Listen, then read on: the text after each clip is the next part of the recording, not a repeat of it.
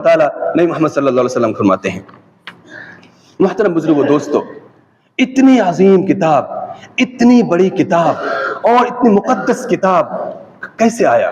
اللہ تبارک و تعالیٰ نے جبریل امین کے ذریعے خاص جگہ پر تھا، لوح محفوظ جو سب سے محفوظ جگہ ہے، وہاں پر اس مقدس کتاب تھا، اور رب العالمین نازل کر رہے ہیں، اور پاک فرشتے، سب سے فرشتوں میں بہتر فرشتہ جبریل امین کے ذریعے اس کو نازل کیا جا رہا ہے.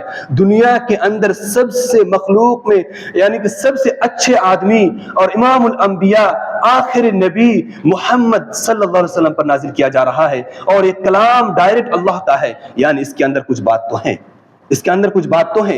اتنے خاص آدمی، اتنی خاص کتاب، ایک خاص فرشتے لے کر آئے، خاص جگہ سے لے کر آیا، اور ایک مالک رب العالمین جو سارے جہاں کو بنایا اس کا کلام ہو، تو اس کے اندر کچھ بات تو ہے. قرآن مجید کہتا ہے میں کیوں آیا؟ ہدی للناس، لوگوں کو ہدایت کے لیے، لوگوں کی ہدایت کے لیے آیا. اور ایک ایسی کتاب ذالک الکتاب لا ریب فیہ، اس میں کوئی شک و شبہ کی گنجائش نہیں ہے، گنجائش ہی نہیں، کوئی شک ہی نہیں کر سکتا ہے، کیونکہ رب العالمین کا کلام ہے، رب العالمین کی کتاب ہے. ہدی للناس، لوگوں کے ہدایت کے لیے آیا. قرآن مجید کس مہینہ میں آیا؟ اللہ تبارک و تعالیٰ دوسری جگہ قرآن مجید کے اندر فرماتے ہیں، قرآن مجید خود بتاتا ہے شہر رمضان الذی انزل فیہ القرآن. قرآن مجید ایک ایسی کتاب ہے جو رمضان کے مبارک مہینہ میں نازل کیا گیا ہے، جو ابھی چل رہا ہے. اس مہینہ میں اس مقدس کتاب کو نازل کیا. اب دیکھیں، پہلے رب، سب سے بڑا رب، اس کی کلام، سب سے محفوظ جگہ لوح محفوظ، لانے والے سب سے بڑے فرشتے جبریل امین، اتارا جس پر جا رہا ہے محمد صلی اللہ علیہ وسلم، سب سے انبیاء، سب سے نبیوں میں، تمام آدمی میں سب سے اچھے مخلوق میں سب سے بہتر آدمی محمد صلی اللہ علیہ وسلم پر نازل کیا جا رہا ہے. جب کوئی مہینہ میں نازل کیا جاتا ہے، مہینوں میں سب سے بہتر مہینہ رمضان کے مہینہ میں نازل کیا جا رہا ہے. اب دن یا رات، جب کوئی رات میں نازل کی جاتی ہے یا پھر دن یا رات، تو قرآن مجید نے رات کی بات بتایا، تو راتوں میں سب سے بہتر رات لیلۃ القدر. اللہ تبارک و تعالیٰ فرماتے ہیں انا انزلناہ فی لیلۃ القدر، اس کو ہم نے لیلۃ القدر میں نازل کیا. لیلۃ القدر خیر من الف شہر، لیلۃ القدر 1000 مہینوں کی عبادت سے بہتر ہے، اور اس بہتر رات، عظیم رات میں نازل کیا. دیکھیں ساری چیز عظیم، کتاب بھی عظیم، نازل کرنے والے بھی عظیم، جو لا رہے ہیں وہ بھی عظیم، جس آدمی پر نازل کیا جا رہا ہے وہ بھی عظیم، جس مہینہ میں نازل کیا جا رہا ہے وہ بھی عظیم، جس رات میں نازل کیا جا رہا ہے وہ بھی عظیم. تو پتہ چلا اس قرآن مجید جب اتنی عظیم معمولی کتاب نہیں ہے، جو مسلمان کو گفٹ کے طور پر مل گیا، ایسا ویسا نہ سوچیں، اس کو تلاوت کرنے سے دور نہ رہیں، اس کو سمجھنے اور فکر کرنے سے دور نہ رہیں. اگر کوئی ایسا کر رہا ہے گویا کو پاگل پن ہے، ایک بیوقوفی والا کام کر رہا ہے. آپ غلط چیزوں کے پیچھے پڑے ہیں، غلط چیز کی تلاش میں ہیں، رانگ چیز کی آپ ڈھونڈنے میں لگے ہوئے ہیں. کیونکہ قرآن مجید ایک عظیم چیز، سارے چیزیں عظیم. جب آپ کوئی ہیرا ڈھونڈیں گے تب آپ کو تالاب نہیں ملے گا. آپ جب گولڈ ڈھونڈیں گے یا پھر موتی جو مانے مکتا ہوتا ہے، آپ کو تالاب یا پھر عام تالاب میں، سڑے ہوئے تالاب میں نہیں ملے گا. آپ سڑے ہوئے تالاب میں جا کر آپ ڈھونڈیں گے جہاں پر پانی اسمیل آتا ہے، آپ تو کہا جائے گا آپ کیا کر رہے ہیں؟ آپ کہیں گے کہ میں تو ہیرا ڈھونڈ رہا ہوں. لوگ کہیں گے پاگل ہے، یہ پاگل ہے، یا پھر دماغ کی سنتولن کھو گیا ہے. بنگلہ دیش کے اندر پاپنا جانا چاہیے یا پھر انڈیا کے اندر آگرہ جانا چاہیے. پاگل آدمی ہے، بالکل پاگل، اس کا دماغ کچھ نہیں ہے. سڑے ہوئے ایک تالاب میں کیسے ہیرا موتی ملے گا؟ آپ کو ہیرا موتی ڈھونڈنا ہے، ایک عظیم چیز ڈھونڈنا ہے، تو سمندر میں جا کر تیریں، سمندر میں غوطہ لگائیں، سمندر کے نیچے جائیں، سارے چیز وہاں پر ہے. تو آپ دنیا کے اندر کامیابی ڈھونڈ رہے ہیں غلط چیزوں کے پیچھے میں، تو آپ کو بالکل پاپنا جانا چاہیے. آپ اگر انڈیا والے ہیں تو بالکل آپ کو آگرہ جانا چاہیے، کیونکہ پاگل خانہ وہاں پر موجود ہے. آپ پاگل پن جیسا کام کر رہے ہیں، آپ کے دماغ کی علاج ہونی چاہیے.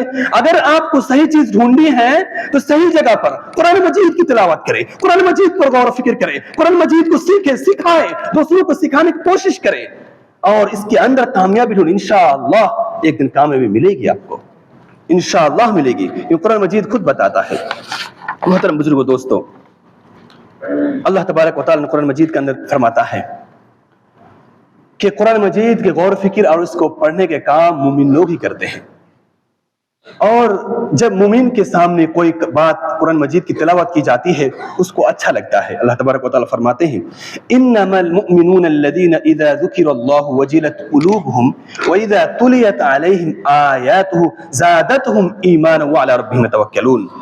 انما المؤمنون الذين اذا ذكر الله، جب مومن کے سامنے اللہ کے ذکر یا پھر اللہ کے قرآن مجید کی تلاوت کی جاتی ہے، اذا ذکر الله وجلت قلوبهم، تو اس کے دل بھر جاتے ہیں. یعنی قرآن مجید کی تلاوت کو سن کر مومن کے دل بھر جاتے ہیں اور خوش ہو جاتے ہیں. اب سوچیں اگر قرآن مجید کی تلاوت کو سن کر آپ کے دل میں سکون نہ ملے، چین نہ ملے اور آپ کے دل میں مطمئن نہ ہو تو آپ سوچیں آپ مومن نہیں ہیں، کیونکہ مومن کے دل میں ہی ایک قرآن راز کرتا ہے. اذا ذکر وجلت قلوبهم وَإِذَا تُلِيَتْ عَلَيْهِمْ، جب ان کے سامنے قرآن مجید کی تلاوت کی جاتی ہے زَادَتْهُمْ ایمانا، تو اس کے ایمان اور بڑھ جاتے ہیں. یہ مومن کی صفت ہے. آپ کے دل میں اگر قرآن مجید کی بات جب آتی ہے یا پھر آپ جب قرآن کی تلاوت سنتے ہیں آپ کا ایمان اگر بڑھتا نہیں ہے، آپ کے دل میں جذبہ پیدا نہیں ہوتا ہے تو آپ مومن نہیں ہیں. دل میں ہاتھ رکھ کر کہیں زادتہم ایمانا، اس کے ایمان بڑھ جاتے ہیں. مومن کی صفت ہے. گویا کہ ایمان بڑھتا بھی ہے گھٹتا بھی ہے. آیت کی تلاوت میں جب مجالس میں قرآن مجید کی تلاوت کی مجلس میں آپ درس قرآن میں بیٹھیں گے تو آپ کا ایمان بڑھے گا، اور یہاں سے جب باہر ہو جاتے ہیں تو ساری چیز بھول جاتے ہیں کہ قرآن سیکھنے کی کوشش کریں گے، گھٹ جاتا ہے ایمان. اور پھر جب یہاں پر رہتے ہیں یعنی کہ دین کی بات سنتے ہیں تو بیٹری جیسے چارج ہوتا ہے ویسے آپ کا ایمان چارج ہوتا ہے اور مومن کے دل اور بھر جاتا ہے. وَعَلَىٰ رَبِّهِمْ يَتَوَكَّلُونَ، اور وہ اپنے رب پر بھروسہ کرنے لگتے ہیں. پہلے تو بھروسہ کرتا تھا لیکن ابھی اور زیادہ بھروسہ کرنے لگتے ہیں. مومن کی صفت ہے. قرآن مجید کا درس اللہ کے رسول کو حضرت جبریل امین ہر رات رمضان مبارک مہینہ میں دیتے تھے.